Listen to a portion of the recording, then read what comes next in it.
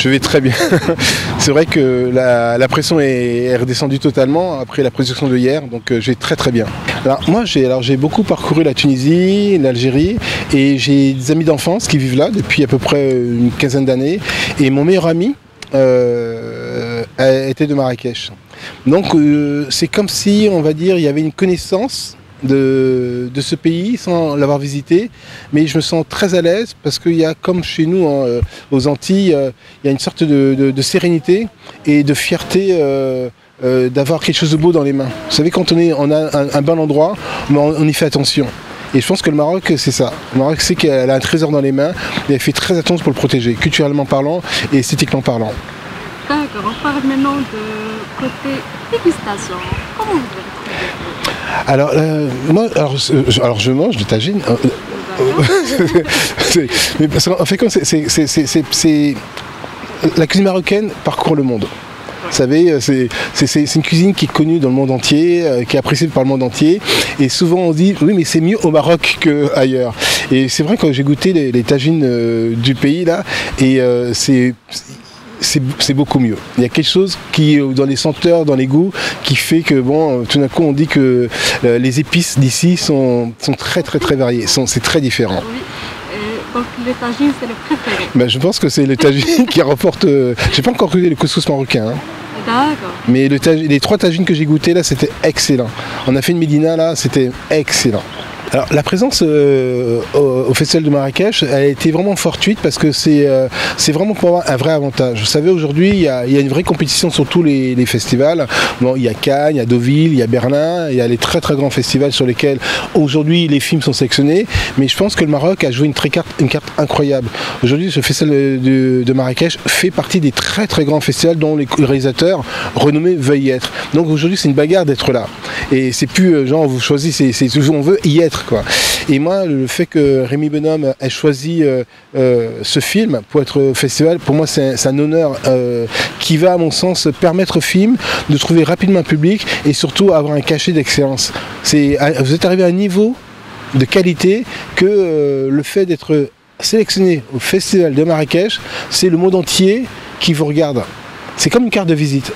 Voilà, j'étais au festival de Marrakech. Alors, le film que je présente ici, c'est Fanon. C'est un biopic sur le médecin Frantz Fanon qui raconte toute sa lutte sur l'indépendance, l'anticolonialisme de la guerre d'Algérie.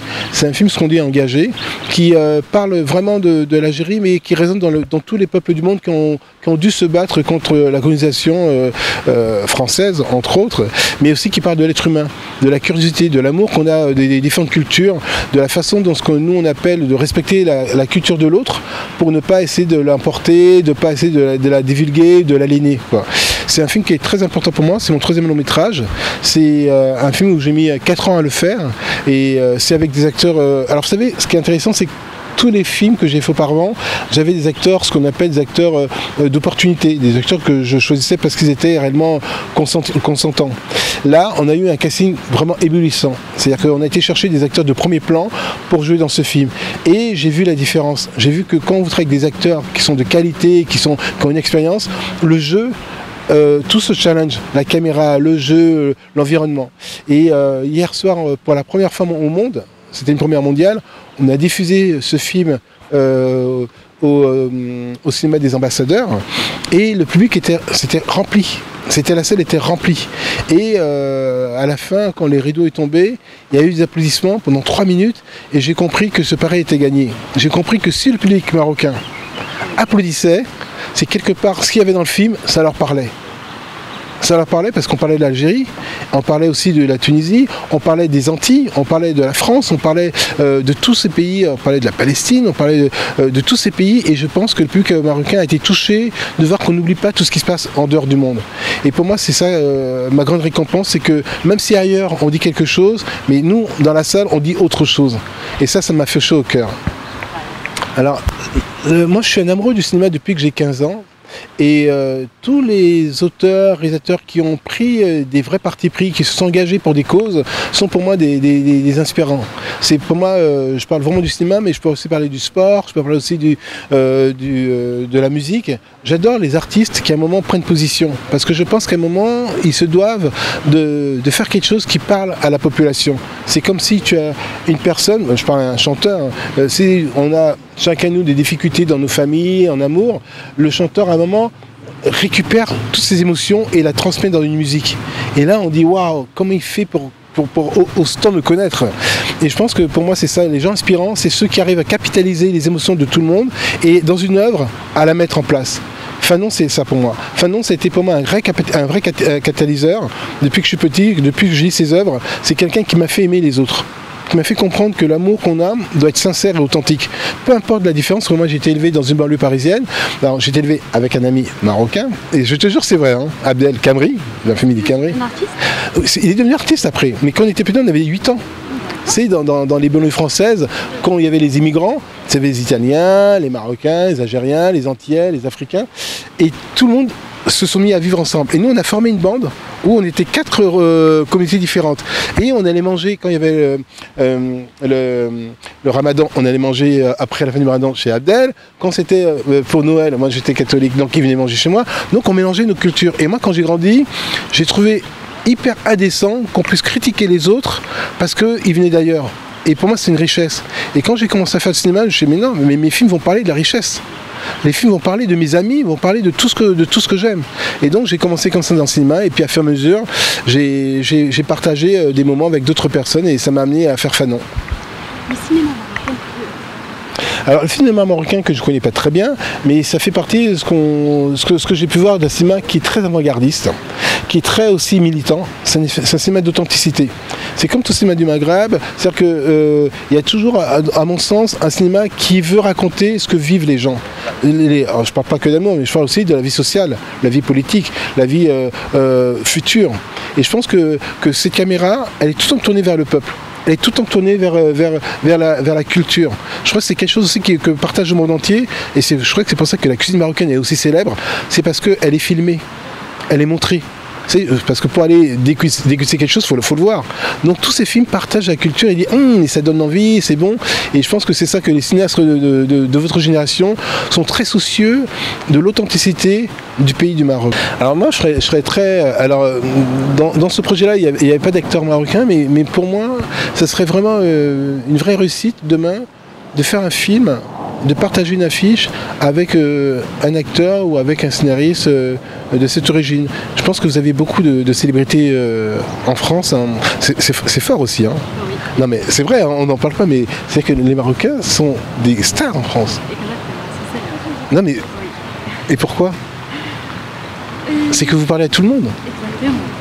Non mais c'est plus... Et je me dis, mais comment ils font? C'est clair que vous avez une façon de parler et de partager qui fait que nous, d'un coup, on est souvent ébahis de niveau d'exigence. Je crois que c'est l'exigence, quoi. C'est-à-dire que souvent, on dit du Marocain, quand il fait quelque chose, il le fait bien. Il ne le fait jamais à moitié. C'est pour ça que tout d'un coup, on dit Alors moi, je parle... mais en fait, moi, j'ai avec Camille, je fais à Doublila, hein, j'ai Kelek Lebes Chouya, Abdullah, Farah. Je dis fort ou c'est bizarre ce que je dis? Non, ça va? Non. Alors bon, non, mais moi, très clairement, j'ai été élevé avec mes potes qui venaient d'Algérie, du Maroc, la Tunisie. Et c'est vrai, le mot qui revenait toujours, c'est Abdiloula. Abdiloula. Et après, on disait Lebes Chouya, Abdullah. Après Saha. Après, c'était... comment tu vas? Après, il y a des mots... comment on dit comment tu vas? Comment ça va? Comment? Les Bessélik, tu vois, et c'est des mots de bonjour. Exactement. C'est des mots, comme tu dis, comme de bienvenue, quoi. Est-ce que tu trouves que le darija, c'est vraiment très difficile? Le Darija. Le darija, c'est quoi? C'est la langue arabe. Ah, ben, non. Alors, je pense que la langue arabe n'est pas difficile, parce que ça s'apprend littéralement. Je pense que c'est une langue qui est très chantante, qui est très mélodieuse, et surtout, moi j'adore la musique algérienne et la musique du Maghreb. Moi, je suis un fou de la musique. Et je pense que c'est pour ça que dans le film, j'ai vraiment voulu qu'il y ait les musiques, le oud, toutes ces sonorités qui traversent le cœur, quoi. Et je pense que c'est une musique d'émotion. C'est une musique d'empathie, c'est une musique d'amour et d'émotion. Et je pense que c'est ça qui fait que ce pays est aussi beau, c'est que partout où on va, c'est que des émotions. Les gens, regardez, sont dans des pensées, dans des réflexions. C'est très zen. Alors, tu trouves que le Maroc, c'est un pays spirituel? Ouais. C'est un pays à la fois spectaculaire, mais beaucoup dans la réflexion, dans la beauté et dans la dignité. Tu vois, il y a quelque chose toujours de vertical. Non, c'est des princes. Hein. C'est pas un roi qui est là. Non, mais c'est ça. C'est le roi. Donc le roi, c'est le jeune prince, il est beau, il est grand. Non, c'est magnifique. Hein. C'est une très belle royauté. Et puis surtout, je pense que la population, même le monsieur qui est derrière la caméra, regarde-le, il est beau. Il regarde. Tu sais, il regarde jamais comme ça. Il regarde là-bas. Non, mais c'est beau. Merci Non, mais infiniment. bon, c'est moi